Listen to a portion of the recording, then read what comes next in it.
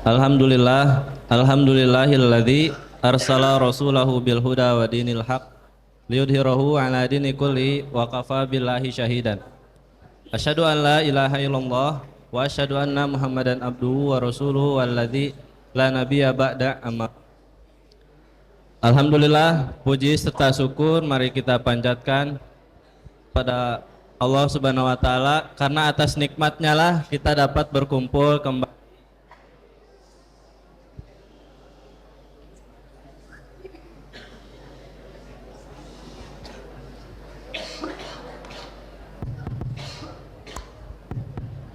Karena atas nikmatnya lah kita dapat berkumpul kembali di Masjid An-Nur untuk melaksanakan kewajiban kita sebagai seorang muslim, khususnya pada kesempatan panen kali ini kita kedatangan pemateri ya, Al Ustadz Permana Sidik. Nah, sebelum kita masuk ke materi, saya di sini akan membacakan biografinya terlebih dahulu. Nama Permana Sidik, tempat tanggal lahir Tasikmalaya 2 Juli 1985. Oh ya, afwan. Tasikmalaya 2 Juli 1983. Alamat Jalan Letdadi Suryatman, nomor 50 Karangresik, RT 01 RW 10, Kelurahan Sukamana, Kecap Cipedes, Kota Tasikmalaya. Riwayat pendidikan SD Benda 2 sampai tahun 1996. Lalu dilanjut Sanawiyah 80 Sindang Kasih sampai dengan tahun 1999. Lalu dilanjut di Mu'alimin Persis 67 Benda sampai tahun 2002. Lanjut ke Ma'had Al-Imarat Bandung sampai tahun 2004. Lalu dilanjut kembali ke Ma'had Al-Imarat Bandung sampai 2013. Lalu pengalaman berorganisasi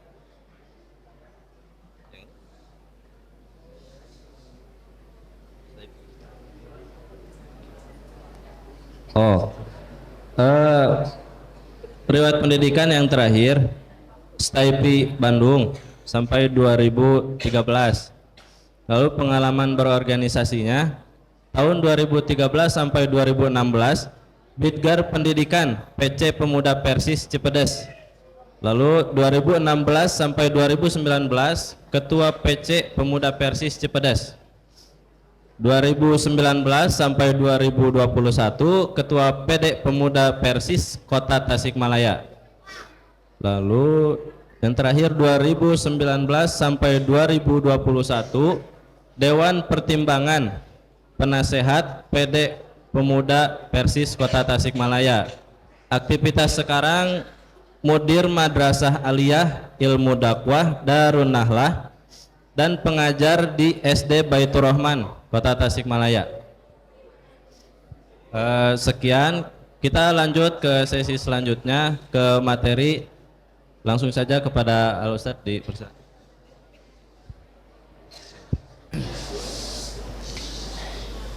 Alhamdulillahilladzi lam yattakhidh walada wa lam yakul lahu syarikun fil mulk wa lam yakul lahu waliyyun minadh-dhul wa kabbiru takbira.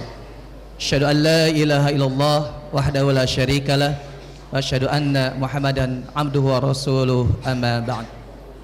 Faqala Allah Ta'ala fil Qur'anil Karim, a'udzu billahi minasy syaithanir rajim. Ya ayyuhalladzina amanu lima taquluna ma la taf'alun kabura maqtan indallah an taqulu ma la taf'alun. Puji syukur kita panjatkan kehadirat Allah Subhanahu wa taala.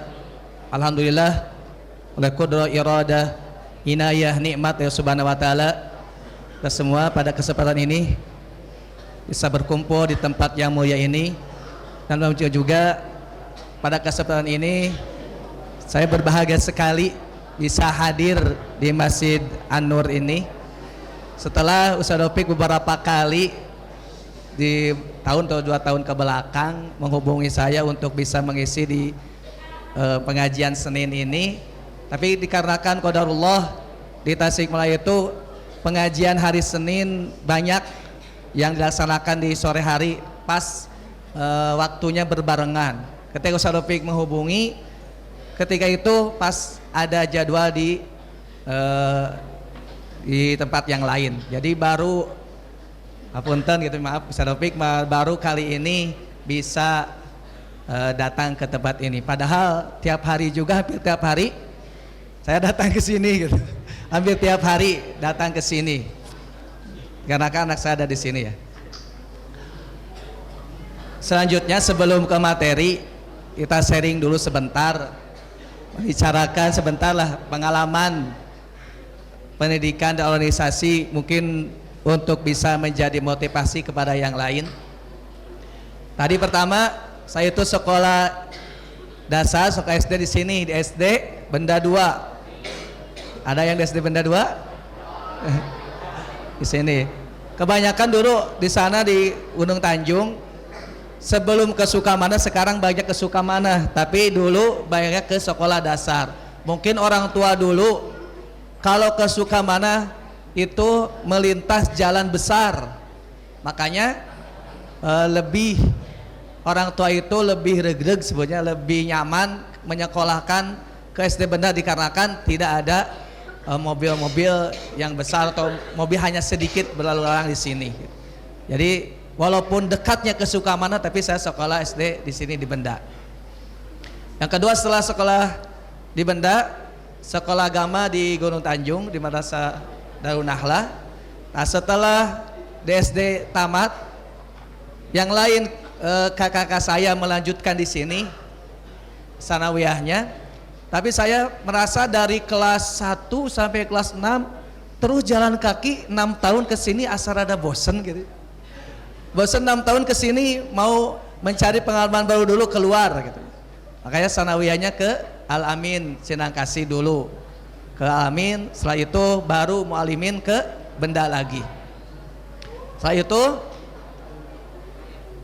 mencoba ketika meneruskan pendidikan bersama Ustadz Irfan Ilmi, ya, Mas ada di sini ya, mengajar si Ustadz Irfan Ilmi, seangkatan dengan Ustadz Cecep Muhammad Paki. Dulu bersama-sama bertiga, kalau gak salah ada 5 orang sama di pesantren Cempaka. Daftar dulu sebelum ke Imarat itu daftar ke Lipia Jakarta, mencoba untuk daftar ke Lipia Jakarta. Ketika daftar ke Lipia Jakarta, Lipia Jakarta, sebenarnya ketika tes itu lebih mudah ketika tes di Lipia. Tes di Lipia itu mudah, gampang, cuma menulis. Tapi langsung dari Syekh dari Arab menuliskan maroj huruf, 5 soal itu menuliskan maroj huruf. Gampang. Selanjutnya ilmu nahwu juga yang dasar-dasar. Jika dibandingkan tes di dulu ketika dengan di Al-Imarat, masih susah di Al-Imarat, tapi di Lipia tidak lulus. Kenapa tidak lulus? Dikarenakan di sana bukan mencari yang terbaik atau yang paling baik ilmuannya atau tesnya, tapi mereka itu lebih mementingkan kader di luar daerah. Kalau ada kader di luar daerah yang mendaftar ke Lipia, insya Allah lulus. Contoh kali itu dari Papua, kali itu dari luar pulau, dari Kalimantan, di Sumatera, daftar ke Lipia insya Allah 50% kemungkinan lulus. Dikarenakan mereka itu mencari kader yang di luar Pulau Jawa. Oh, kenapa? Palingan gitu. Tes lebih sulit di Al-Imarat, tapi kenapa di Lipia tidak lulus? Ternyata mereka lebih memprioritaskan yang di luar pulau. Nah, ketika di Al-Imarat selama kurang lebih 2 tahun sampai 2 tahunan, nah, bersama Ustadz Irfan, Ustadz Cepmo, mereka sebelum daftar ke Mesir, melanjutkan ke Azhar Mesir, bersama 3 orang ini tes untuk belajar atau melanjutkan kuliah di Libya. Alhamdulillah itu telah lulus. Bertiga ini akan berangkat, saya masih ingat tahun 2000 3 kalau salah bulan November sudah tentu tanggalnya akan berangkat ke Libya.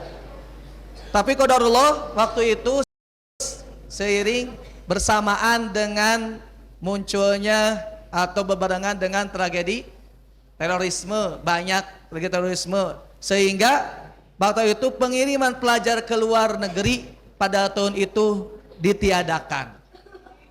Jadi, maka di sini di pesantren sudah rame, kemana Irfan sama Cepo mau berangkat ke Libya, sudah rame di sini.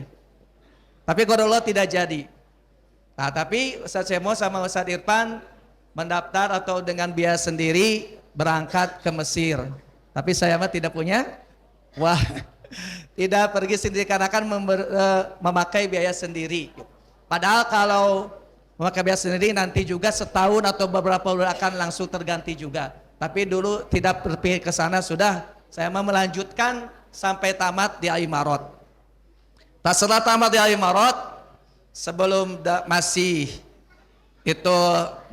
tingkat i'dad persiapan, bahasa Arab itu belum sampai kepada S1, belum ada S1-nya di Al-Imarat.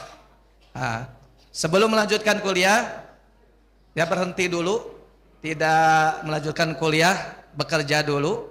Nah, setelah bekerja punya biaya, dilanjutkan lagi ke STIP Bandung. Nah, lulus di tahun 2013. Setelah lulus di 2013, sebelumnya saya bekerja di suatu lembaga keuangan, ternyambungnya ada sekolah bahasa Arab, pendidikan, tapi bekerja di keuangan, gak nyambung, maka saya istikharah dulu, ya Allah berikan aja yang terbaik, ingin mengamalkan ilmu yang didapat dari ilmu bahasa atau ilmu pendidikan, ingin mengamalkan ilmu yang didapat. Saat istikharah itu, maka ditunjukkan oleh Subhanahu wa Ta'ala untuk bisa mengajar di SD Baitur Rahman. Nah, itu sedikit dari pengalaman pendidikan. Yang kedua, pengalaman organisasi. Tadi disebutkan saya itu tidak disebutkan aktif di RGUG, tidak ada ya. Tadi langsung ke pemuda. Kenapa tidak aktif di RGUG? Dikarenakan dulu ketika mualimin di sini kelas 1 atau kelas 2 ya. Sore hari itu jam 2 sesudah pulang dari pesantren, dikarenakan tidak di asrama di Dugdag. Dulu masih ada sebagian yang di Dugdag masih bisa. Tahun 2002 kalau nggak salah, kalau setelah saya keluar atau 1 tahun 2 tahun keluar baru wajib asrama semua. Nah, dulu masih bisa ada yang di Dugdag. Nah, ketika pulang sekolah itu langsung mengajar di Diniyah di sana di Gunung Tanjung. Jadi dulu mana ya, kakak kelas lupa. Saya itu sering bolos kegiatan RGUG, sering kabur. Kenapa kabur? Bukan untuk melakukan hal yang jelek. Kabur itu dikarenakan jam 2 itu saya harus mengajar di Diniyah. Jadi tidak aktif di RGUG. Selama dari mulai mualimin kelas 1 sudah mengajar, dan kelas 2 baru diamanahi mengajar, memegang kelas baru di kelas 2 mualimin. Jadi di sana tidak ada pengalaman organisasi di sekolah di mualimin, dikarenakan tadi setelah pulang sekolah saya terus mengajar di Diniyah. Nah, baru setelah itu tadi disebutkan sebelum melanjutkan pendidikan saya itu bekerja. Ketika bekerja jauh dari organisasi, juga insya Allah tidak jauh dari agama, dikarenakan di sana juga sama sambil di masjid. Tapi dari organisasi, tidak aktif di organisasi. Baru setelah tahun 2013 saya aktif kembali di organisasi, walaupun menjadi anggota pemuda PSIS itu dari mualimin. Nah, sekarang kan di mualimin ada namanya apa ya, pemantapan apa namanya, Serfik, SM ya, pemantapan santri mualimin. Di situ langsung kalau seperti pemuda itu seperti ma'ruf. Sama dulu juga saya ketika mualimin tapi mengikuti ma'ruf seperti biasa. Mualimin sudah ma'ruf dan sudah memegang kartu anggota, tapi tidak aktif. Baru aktif itu 2012 2013 aktif dan diamanai sebagai bidang pendidikan di PC Universitas Cipadas.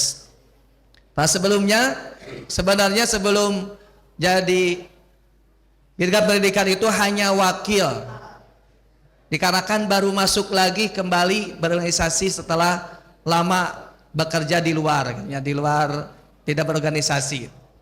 Menjadi wakil tidak langsung menjadi staf atau ketua di bidang pendidikan itu. Nah, qadarullah yang menjadi staf ketuanya, ketua stafnya Ustaz Dahri Hasan dulu pindah rumahnya ke Raja Polah, dan dikarenakan pindah langsung ke wakil, langsung diamanai ke wakil, baru itu memegang staf sebagai bidang pendidikan. Setelah selesai di bidang pendidikan, di tahun berikutnya qadarullah juga menjadi ketua PC. Setelah ketua PC di tahun berikutnya qadarullah juga menjadi ketua PD Pemuda Persis Kota Tasikmalaya. Nah, setelah sampai sekarang 2019 2022 sebenarnya 2021 sampai 2024 menjadi penasehat di PD Pemuda Persis Kota Tasikmalaya. Itu sebagai sharing dulu kepada anda sekalian, mudah-mudahan menjadi motivasi kepada yang lainnya. Sedikit lagi ya tentang sebelum ke materi. Dulu itu pengalamannya di sini, mungkin kalau di sini insya Allah semuanya Ustaz lihat orang-orang sebenarnya yang mampulah dalam finansial. Dulu Ustaz itu di kelas 2 mualimin atau kelas 3 lah, ayah Ustaz itu mengalami penyakit stroke, ya, sehingga tidak bisa bekerja lagi. Dulu sempat mau putus sekolah, tapi sama almarhum Ustaz Sidik, sok we sekolah majang, sekolah kan memang masalah biaya mah. Nah itu dari kelas 3 tidak iuran, ya, dikarenakan dibebaskan oleh Sidik dikarenakan ayah saya itu sakit. Dan di akhir semester sekitar 5 bulan 4 bulanan sebelum ujian, di asrama selama sekitar 5 bulan ikut di asrama. Tapi ketika malamnya saja sempat, maka itu kenal dengan BUU. Masih ada? Ya tuh udah tidak ada, masih ada BUU. Tapi tos aya kene ya, tapi tos ente damal di dia. Tapi mengalami ya masih baru ya. Itunya raisennya udah lama. 2 tahun tuh. Kenal sama BUU sama yang lainnya dikarenakan di akhir sempat di asrama selama 5 bulan atau 4 bulanan lah sebelum ujian, konsentrasi menghafal di asrama gitu. Untuk malamnya saja, setelah mengajar di dunia malam kesini sengaja untuk konsentrasi belajar. Sama kenapa kuliah sempat berhenti juga dikarenakan tidak ada biaya, makanya bekerja dulu. Tapi setelah bekerja, justru saya melanjutkan kuliah itu setelah bekerja dan setelah menikah. Dan bekerja setelah menikah, punya anak, dan melanjutkan kuliah. Nah, makanya walaupun nanti kalian sudah berumah tangga, sudah bekerja, bahkan sudah punya anak, jangan sampai berhenti belajar. Terus belajar sampai kapan? Man belajar itu thalabul ilmi minal mahdi ilal lahdi, itu dari bayi sampai kita mau meninggal. Sebab itu jangan berhenti sampai kita meninggal. Nah itulah sedikit sharing. Nanti juga kalau ditanyakan silakan boleh. Kita lanjut sekarang ke materi. Ada beberapa hal yang akan disampaikan pada kesempatan ini berhubungan dengan fenomena yang terjadi sekarang pada umat Islam. Pertama, fenomena terjadi itu sekarang kekurangan ulama, kekurangan ustadz sekarang itu. Coba lihat, sekarang di sini saja. Dulu ustadz-ustadz yang mengajar ustadz di sini sudah tidak ada.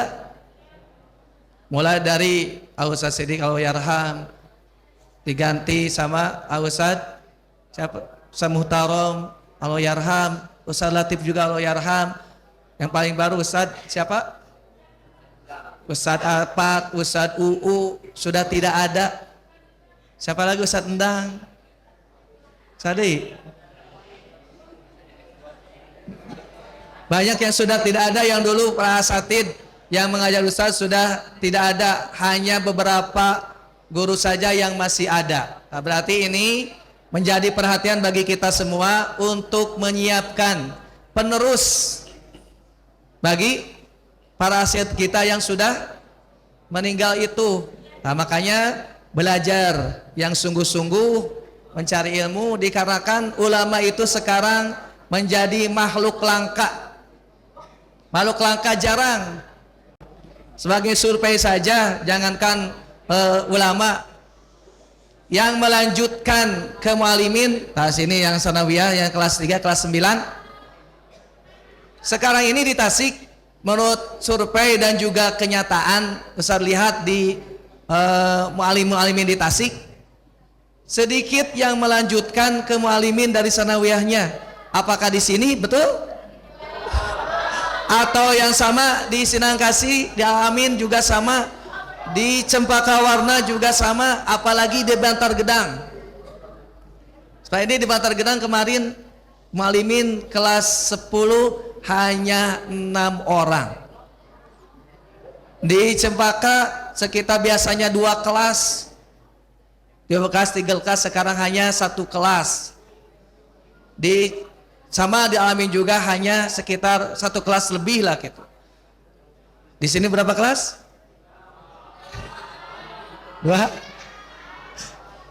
Alhamdulillah masih banyak gitu. Tapi jauh dengannya di sanawiyahnya. Bahkan dari alumni di sini juga banyak yang tidak melanjutkan ke mualimin di sini atau mualimin di luar sana. Nah, kenapa terjadi seperti itu ya? Nah, kenapa? Ustaz bertanya kepada kalian besarnya, kenapa ingin melanjutkan ke umum, tidak ke mualimin? Kenapa?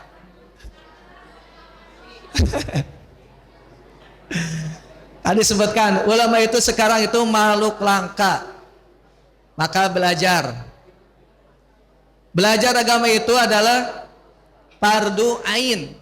Semuanya bagi semua fardu ain. Semua sepakat belajar agama itu fardu ain.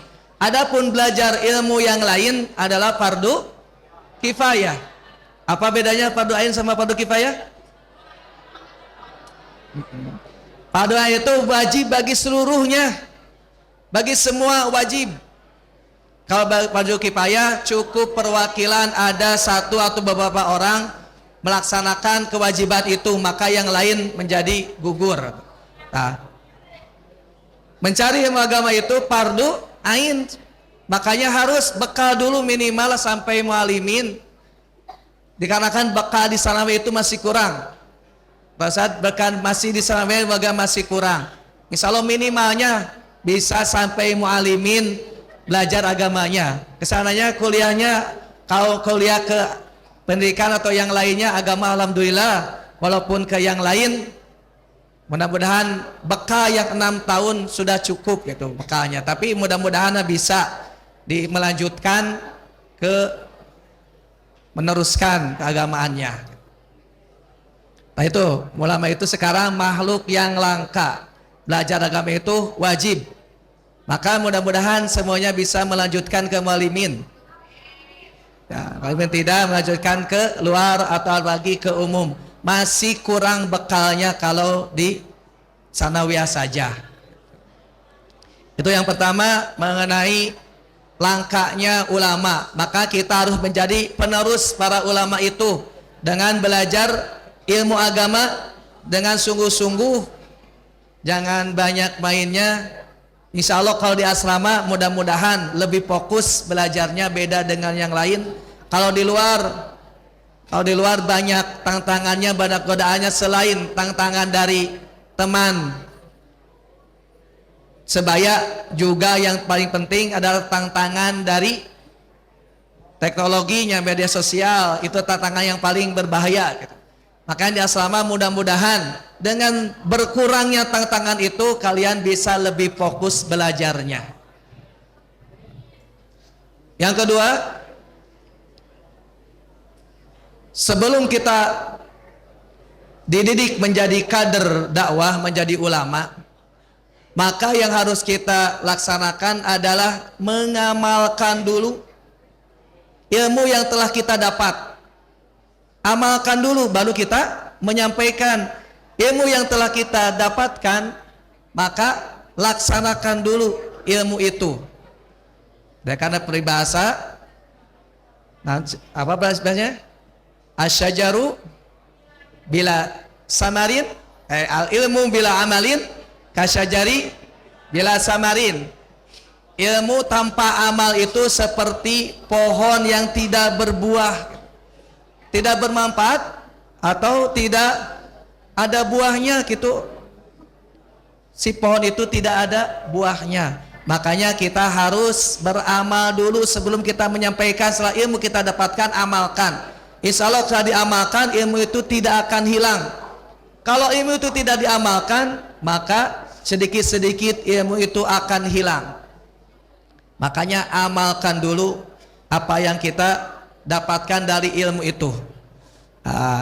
Kalau di sini insya Allah ibadah atau ilmu diamalkan, tetapi yang menjadi tantangan juga setelah kalian kembali nanti ke kampung halamannya masing-masing, ke rumahnya masing-masing, maka ilmu itu harus diamalkan.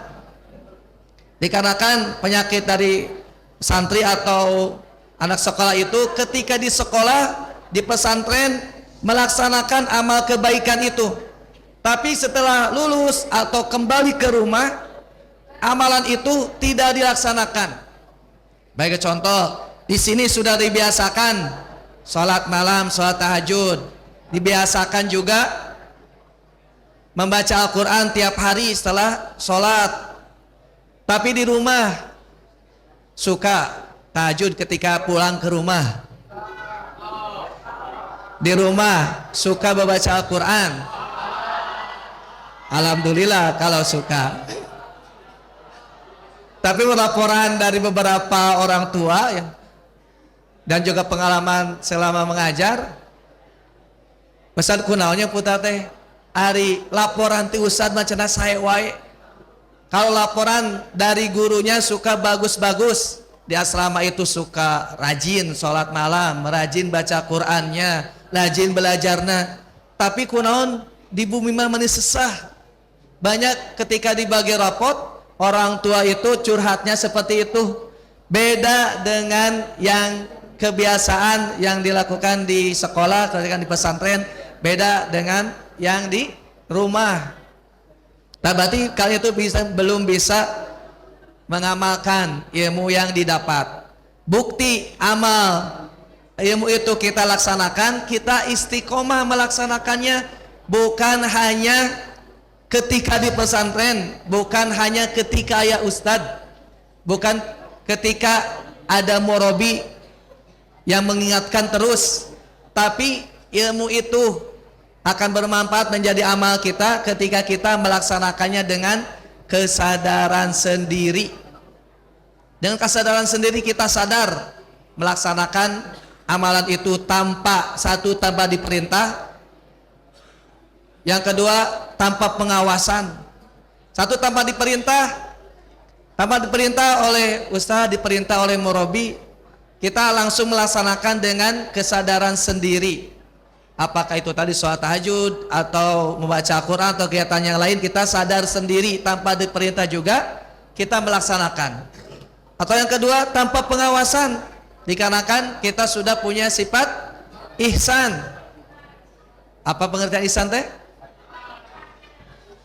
Anta budallah ka'annaka tarahu fa illam takun tarahu fa innahu yarak. Kau beda kepada Allah ka'annaka tarahu, seolah-olah engkau melihat Allah. Ketika kita melihat Allah, maka seperti kita di sini contohnya, ketika di sini diperhatikan oleh murabi, diperhatikan oleh ustadz, maka kita rajin ibadahnya, mau melaksanakan sholat, mau mengaji dan yang lain, mau belajar. ketika sudah tumbuh perasaan ada yang melihat, yaitu Allah, ada yang mencatat amalan kita, Raqib dan Atid, maka insya Allah kita akan sadar sendiri, tidak perlu diperintah. Dan tanpa ada pengawasan pun kita sadar, dan tidak pengawasan dari ustaz, tidak pengawasan dari murabi, kita sadar bahwa ada Allah yang melihat, ada malaikat Raqib Atid yang mencatat, maka kita melaksanakannya istiqomah. Tidak hanya dilaksanakan di pesantren, tapi di rumah juga sudah menjadi kebiasaan kita. Nah, itu yang kedua. Yang ketiga, kita sebagai mencari ilmu harus menyesuaikan dengan perkembangan zaman. Harus sesuai dengan menyesuaikan dengan perkembangan zaman. Jangan ketinggalan. Dikarenakan sekarang zamannya sudah zaman yang maju, modern, teknologi, maka kita juga sebagai seorang pelanjut dakwah, sebagai ulama, nanti sebagai calon ulama, harus juga melek teknologi. Jangan sampai kita ketinggalan. Kalau kita ketinggalan, maka akan ketinggalan juga. Dikarenakan kalau hanya ilmu agama saja tanpa kita dibarengi dengan metodenya atau dibarengi dengan penguasaan kepada mustami'nya, penguasa teknologinya, akan ada yang kurang. Dulu para ulama atau ilmuwan banyak, sebenarnya ulama itu dia itu sebagai ulama tapi juga sebagai ilmuwan. Kita pernah mendengar Imam An-Nawawi, tahu Imam An-Nawawi? Selain dia itu seorang ulama, ternyata dia juga sebagai ahli kesehatan, tahu tentang ilmu kedokteran, Imam An-Nawawi. Yang kedua, Ibnu Qayyim Az-Jauzi, tahu? Pernah mendengar atau minimal pernah mendengar? Sebagai dia seorang ulama, dia juga sebenarnya ilmunya juga tentang keilmuan luar juga, alam juga, dia juga sama mengetahui, menguasai. Apalagi kalau kita melihat kepada tentang kejayaan Islam menguasai peradaban, ilmu pengetahuan. Ada yang tahu Al-Khawarizmi? Menguasai ilmu apa? Matematika, ya. Terus apalagi ilmu Farabi sama Ibnu Sina menguasai ilmu kedokteran, kesehatan. Terus Al-Bantani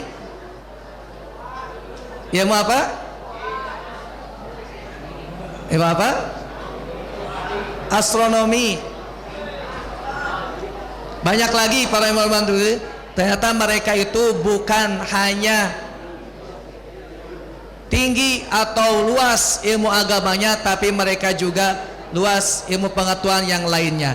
Juga sama, kita bahkan tadi, silakan kalau melanjutkan pendidikan kemana saja, minimal kalau sudah ada dasarnya ilmu agama, insya Allah tidak akan menyia-nyiakan ilmu itu dan akan lebih konsentrasi dikarenakan sudah ada dasarnya itu ilmu agama. Beda ketika tidak didasari dengan ilmu agama, maka ilmu pengetahuan yang mereka kuasai malah akan menjadi bumerang baginya, akan menjadi timbal balik kepadanya. Dikarenakan tidak didasari dengan agamanya, maka ilmu yang didapatkan hanya untuk tujuan dunia saja, hanya untuk tujuan dunia saja. Padahal tujuan kita adalah akhirat, tujuan kita adalah akhirat. Tugas hidup kita di muka bumi ini adalah apa? Ibadah. Wa ma khalaqtul jinna wal insa illa liya'budun. Nah, walaupun tujuan kita ibadah, tujuan kita adalah akhirat, tapi dunia juga jangan dilupakan, dunia juga. Maka konsep yang paling baik dalam Islam itu adalah surat Al-Qasas ayat 77. Wabtagi fima ataqallah darul akhirah wala tansa nasibaka minad dunya. Wabtagi fima ataqallah darul akhirah, dan carilah apa yang Allah berikan kepada kalian, kepadamu, untuk tujuan utamanya adalah darul akhirah. Wala tansa nasibaka minad dunya, tapi jangan lupa bagianmu di dunia. Oh, jadi kita sekarang kadang terbalik, mindsetnya terbalik. Kita itu lebih mementingkan dunia daripada akhirat kadang. Coba ketika dulu orang tua ketika menasihati anaknya yang mau pergi keluar kota, apakah mau pergi mencari ilmu atau mau pergi bekerja, maka mereka nasihatnya pasti begini, Jang, silakan mau belajar di mana saja, mau bekerja di mana saja, tapi jangan lupa sholat, cenanya. Berarti itu yang utama adalah bekerja, utama adalah mencari ilmu, sholat mah nomor 2. Padahal tadi wabtagi fima ataqallahu dara'il wa la tansa nasibaka minad dunya. Tujuan utama adalah akhirat, tapi jangan lupa dunia. Ya konsepnya dibalik gitu ya. Mindsetnya dibalik. Harusnya fokus dulu ke akhirat, tapi dunia jangan dilupakan. Dikarenakan kita itu di dunia hanya sebentar. Diibaratkan ka'abiris sabil, seperti orang yang dalam perjalanan istirahat sebentar. Kita sebentar di dunia, nah untuk melanjutkan terus tujuan kita adalah akhirat. Nah, maka konsep Islam itu tawazun. Sifat agama Islam tawazun. Tawazun teh seimbang antara dunia dan akhirat, atau sebatnya wasaton, tengah-tengah, sineger tengah. Nah, sifat Islam itu ada 3 yang minimalnya. 1, sifat agama Islam itu kuliah. Tahun kuliah teh? Kuli ilmu mantiknya ada kuli, ada juz'i. Masih ingat ya, ada kuliah juz'i. Itu ku gak salah Ibu Imas yang ngawulangna ilmu mantik teh. Kuli juz'i, jadi kuli teh naon? Keseluruhan umum. Jadi agama Islam itu bersifat umum, universal. Bersifat universal. Maksudnya agama Islam itu bersifat umum, universal, itu berlaku kapan saja, berlaku di mana saja, berlaku untuk siapa saja. Itu dimasuk universal, dimasuk umum itu. Berlaku kapan saja. 1400 yang lalu ketika ajaran Islam turun sampai sekarang sudah abad ke berapa sekarang? 21? 20? Berapa? 14? Rasulullah SAW 14 abad yang lalu, kan kalau melihat tahun Hijriah 1400 berarti 14 abad yang lalu ya, menurunkan agama Islam. Sampai sekarang agama Islam itu tetap berlaku, dikarenakan agama Islam itu rahmatan lil alamin, rahmat bagi seluruh alam, tidak hanya untuk orang sebelum kita 1400 yang lalu berlakunya, tetap sekarang berlaku dikarenakan tadi rahmatan lil alamin. Nabi Muhammad itu nabi terakhir, penutup para nabi, tidak ada lagi nabi, berarti ajarannya pun sampai hari kiamat Islam itu tetap berlaku. Yang kedua tadi kapan saja, yang kedua di mana saja. Di mana saja berlaku, tadi rahmatan lil alamin, mau di Arab, mau di kita di Indonesia, mau di Amerika, atau di tempat mana saja, Islam itu tetap relevan berlaku. Tidak hanya ini, oh hukum Islam ini mah pasnya berlaku di Arab. Contoh hukum tayamum. Tayamum mah berlaku cocoknya di Arab yang kurang air, padang pasir. Di kita di Indonesia dikarenakan banyak air berlimpah, musim hujan kemarau cuma sebentar, tidak relevan, tidak cocok. Nah, tidak seperti itu. Dimanapun tayamum tetap berlaku, dan bukan karena tidak ada air saja alasannya. Alasan tayamum apa saja? Ya, sedang sakit atau sedang safar, bukan karena tidak ada air. Dikarenakan ada yang berpikir seperti ini, kita sedang safar terus mau tayamum, masih kene aya cai, alasanna masih kene aya cai, masih ada air, wudu saja. Padahal kalau ada air juga ketika safar boleh tayamum walaupun ada air, dikarenakan alasannya bukan tidak ada air, tapi alasannya dikarenakan sedang safar. Nah itu yang kedua, kapan sajanya, di mana saja. Nah yang ketiga, universal itu berlaku untuk siapa saja. Untuk siapa saja hukum ikan itu berlaku. Ada peraturan untuk laki-laki, perempuan, anak-anak, yang dewasa sampai aki-aki dan yang lainnya berlaku. Tidak hanya hukum ini berlaku untuk sebagian, untuk ini berlaku hanya untuk beberapa orang. Semuanya berlaku bagi siapa saja, orang mana saja, siapa saja tetap berlaku. Itu yang pertama, disebut dengan universal atau kuliah, menyeluruh, umum. Yang kedua, sifat agama Islam itu syumuliyah. Apa syumuliyah? Bahasa gaya nama komprehensif. Nah, komprehensif teh menyeluruh, mencakup segala hal. Mencakup segala hal. Dimaksud mencakup segala hal dalam agama Islam, dari hal yang kecil sampai hal yang besar dibahas dalam Islam, tidak ada yang terlewat. Mulai hal yang kecil, bagaimana adab makan, adab tidur, adab ke WC, ke toilet, sampai ke hal-hal yang besar tentang keluarga, terus bernegara, bagaimana hubungan bilateral antar negara, atau bahkan tentang alam semesta juga ada dalam Islam. Coba di agama yang lain ada peraturan untuk makan, sebelum tidur bagaimana, yang kecil dulu, jangan dulu yang besar.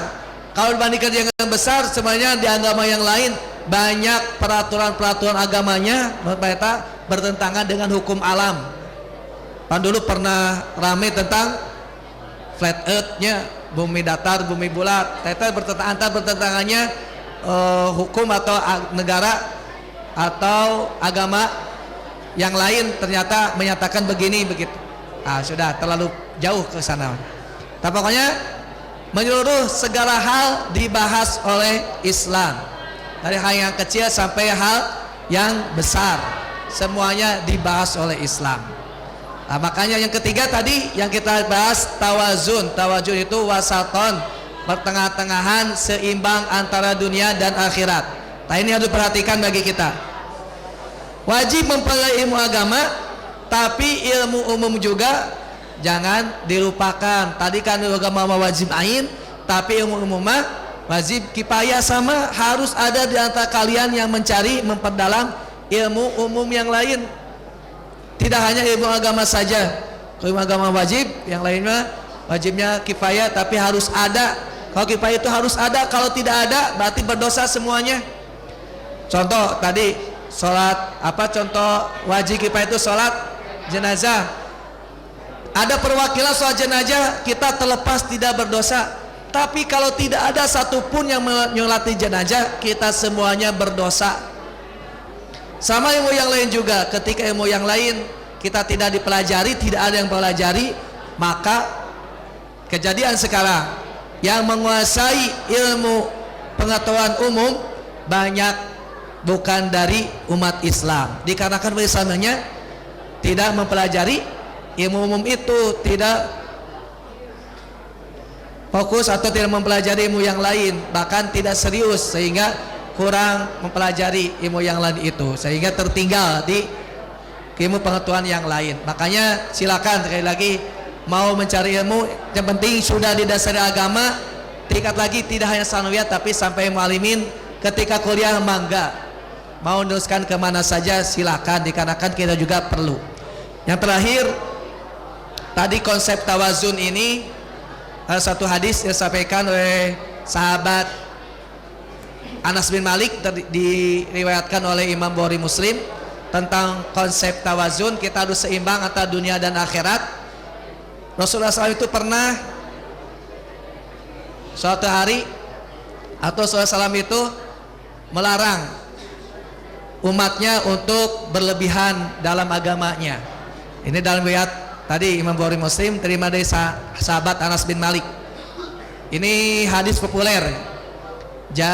Qala Anas bin Malik berkata, jaa salah satu rahtin ila azwaji Nabi Muhammad SAW. Datang tiga orang kepada istri-istri Nabi Muhammad SAW.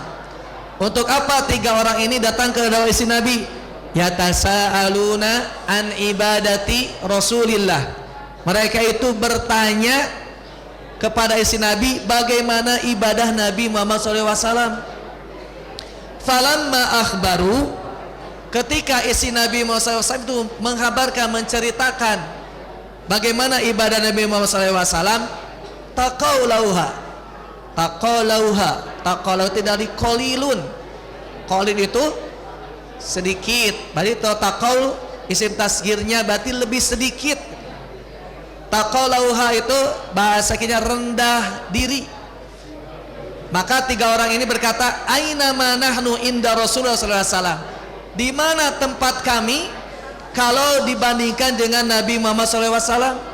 Dikarenakan ketika diceritakan begitu hebat ibadah Nabi, di riwayatnya diceritakan Nabi SAW itu ketika sholat sampai kakinya bengkak barareh. Kenapa sampai bengkak kakinya? Dikarenakan saking lamanya berdiri. Nah, ketika diceritakan bagaimana ibadah Nabi, maka tiga orang ini kalau kita dibandingkan dengan Nabi jauh. Di mana tempat kita kalau dibandingkan dengan Nabi Muhammad SAW? Maka tiga orang ini berkata seperti ini, fa inni, kalau begitu usolli lailan, aku akan sholat sepanjang malam abadan, selamanya malam aku akan dipakai sholat. Jadi mau begadang. Untuk apa begadang? Untuk sholat. Begadang sholat wala arkudu, tidak akan tidur, pokoknya malam akan dipakai untuk sholat. Wa qala akharu, dan berkata yang lainnya, yang kedua berkata, fa inni asumu dahron, kalau begitu aku akan saum setahun, wala uftiru, tidak akan buka-buka. Mau saum wisol, saum yang tidak buka-buka, saum wisol, pokoknya sepanjang tahun aku akan siang hari akan dipakai untuk saum. Wa qala al-akharu, berkata yang lainnya, fa inni atazulun nisa, kalau begitu aku akan menjauhi perempuan, wala atazawwaju, aku tidak akan menikah, akan membujang. Kenapa membujang? Dikarenakan ingin konsentrasi, fokus untuk beribadah. Kenapa tiga orang ini melakukan hal seperti itu? Dikarenakan mereka itu merasa rendah diri kalau dibandingkan dengan Nabi Muhammad SAW. Nabi Muhammad SAW saja yang maksum. Tahu maksum? Maksum itu dijamin masuk surga, terpelihara di perbuatan dosa. Rasulullah SAW sudah dijamin masuk surga, terpelihara dari perbuatan dosa, begitu hebat amalnya. Apalagi kita yang belum dijamin masuk surga, yang tidak terpelihara dari perbuatan dosa, maka ibadahnya harus lebih dari Nabi. Tiga orang ini berpikir seperti itu, maka kita harus ibadahnya lebih dari Nabi. Makanya akan sholat sepanjang malam, akan saum wisol, akan membujang. Pajak Nabi SAW, maka datang Nabi SAW waktu itu mendengar perkataan tiga orang ini, maka bertanya, antumul ladzi taquluna hakada wa kada, apakah kalian yang berkata seperti ini? Qalu na'am ya Rasulullah, kami yang berkata seperti itu. Maka Rasulullah SAW bersabda, wallahi, demi Allah, inni ahsyakum wa atqakum lillah, inni ahsyakum lillah wa atqakum lah. Sungguhnya aku adalah orang yang paling takut kepada Allah dan paling takwa di antara kalian. Betul tidak? Nabi Muhammad itu orang yang paling takut kepada Allah, orang yang paling bertakwa. Walakinni, tetapi aku, kata Rasulullah SAW, usolli, aku sholat. wa arkudu, tapi aku juga tidur. Asumu, aku saum, wa uftiru, tapi aku juga buka. Wa atazawwajun nisa, tapi aku juga menikahi perempuan-perempuan, tidak membujang. Di akhir hadis itu, faman raghiba an sunnati falaisa minni, barang siapa yang benci terhadap sunnahku maka bukan dari golonganku. Falaisa minni, bukan dari golonganku.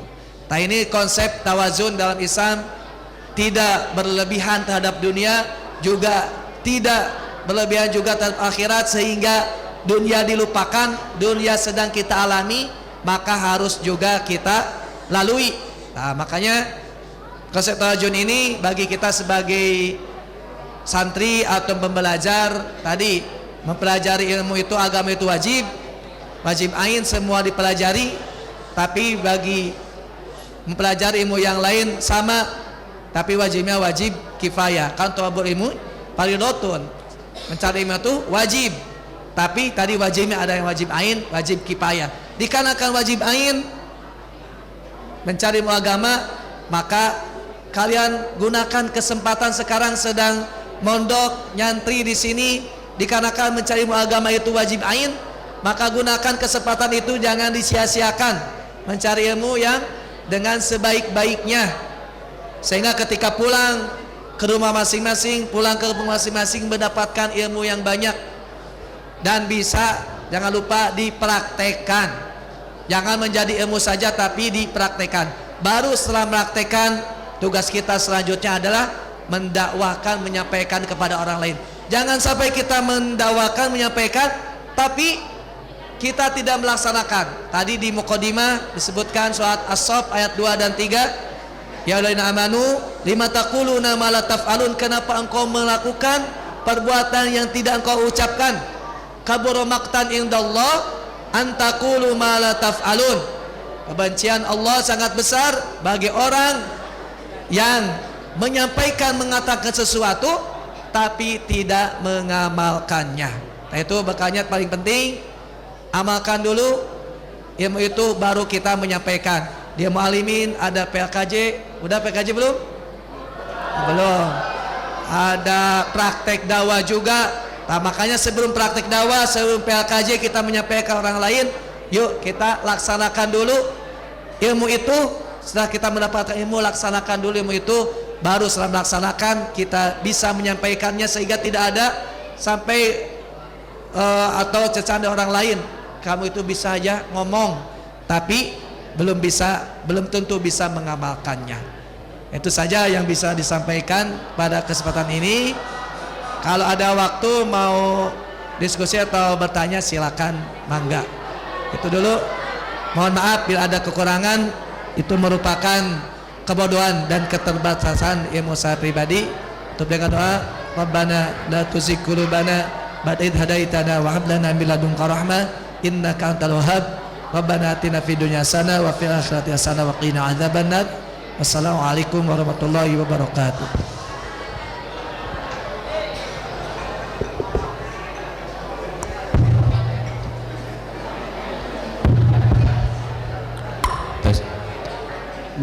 Alhamdulillah.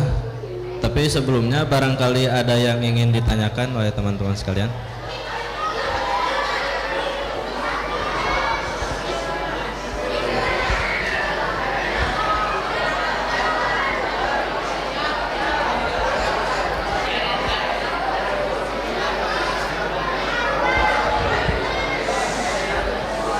Bismillahirrahmanirrahim. Perkenalkan, nama saya Muhammad Bilal Fatul Salman. Saya dari kelas 11 IPA.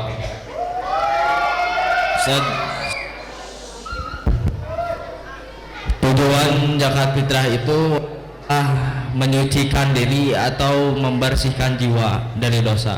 Nah, sedangkan dalam Islam, anak yang dalam kandungan 4 bulan wajib dijakatkan. Nah, saya mau bertanya, tujuan dijakatkan anak tersebut buat apa gitu? Sedangkan anak tersebut belum mempunyai dosa sekecil apapun. Ya udah, terima kasih Ustadz.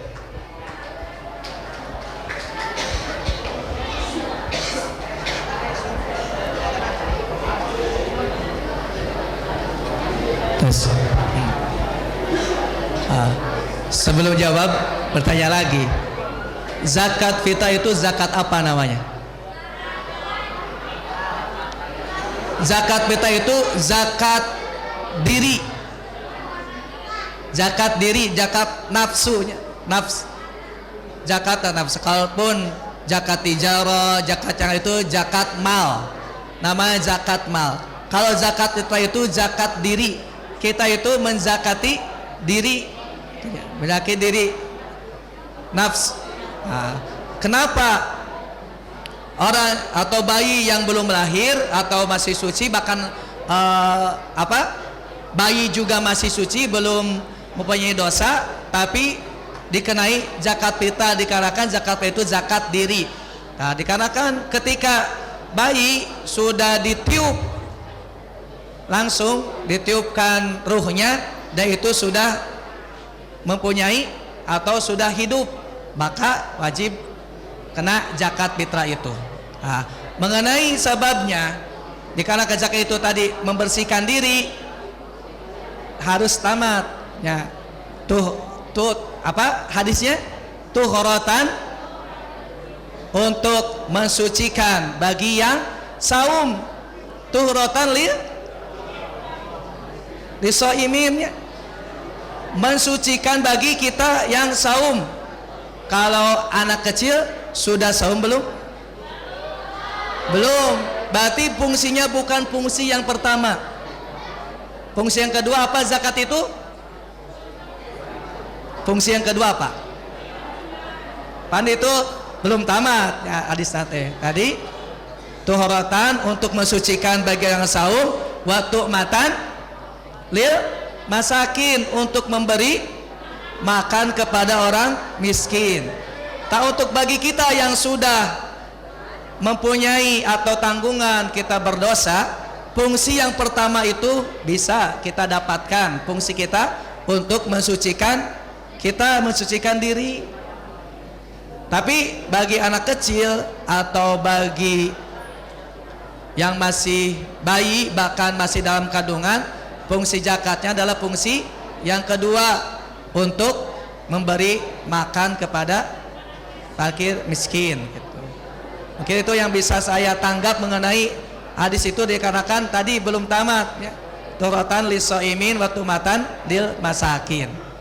Kalau belum puas, nanti juga bagus sih pertanyaan. Saya juga sempat ya berpikir ke sana.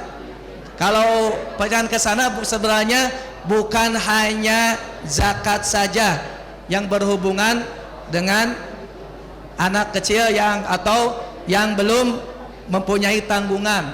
Masih banyak amal yang lain sebenarnya yang tidak berhubungan dengan dia sebagai yang belum mukallaf, yang belum terkena kewajiban, tapi terkena hukum itu. Ada itu dalam usul fikih, tak lupa kaidahnya atau pembagian tentang pelajaran usul fikih itu. Mukallaf itu ada yang terkena kewajiban hukum, tapi sebenarnya dia itu belum mukallaf, tapi terkena kewajiban. Lupa lagi di usul fikihnya ada ajar usul fikih tentang itu kewajiban, bahwa dia itu terkena kewajiban tapi sebenarnya itu dia belum. Contohnya ketika anak kecil diwarisi harta, dia itu meninggal yatim tapi diwarisi harta yang banyak sampai nisob, sampai nisobnya. Salah satu tahun harus dikeluarkan zakatnya, padahal harta itu harta anak kecil. Tapi kalau sudah sampai nisobnya, walaupun ini harta anak kecil, wajib tetap di zakatan. Walaupun dia itu masih kecil, belum sebenarnya belum wajib zakat. Nah itu contoh yang lainnya. Banyak lagi sebenarnya, tapi lupa lagi bisa ada usul fikihnya. Pokoknya dia itu belum terkena hukum, tapi mukallaf, tapi wajib melaksanakan kewajiban itu. Kalau belum puas, alhamdulillah nanti saya juga akan bertanya kembali. Terima kasih. Ada lagi?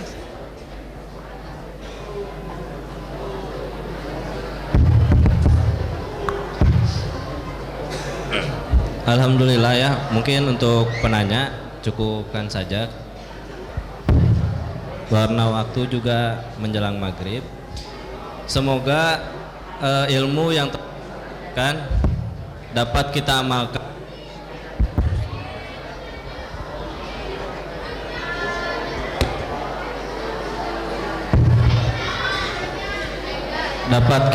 amalkan, dan semoga tadi dapat menjawab pertanyaan ya. Dan semoga menjadi ilmu yang bermanfaat bagi kita dan amal jariah bagi Al-Ustaz. Mungkin ditutup saja dengan doa, Rabbana atina fid dunya hasanah wa fil akhirati hasanah wa qina azabannar. Mungkin untuk banat silakan tafadhalna.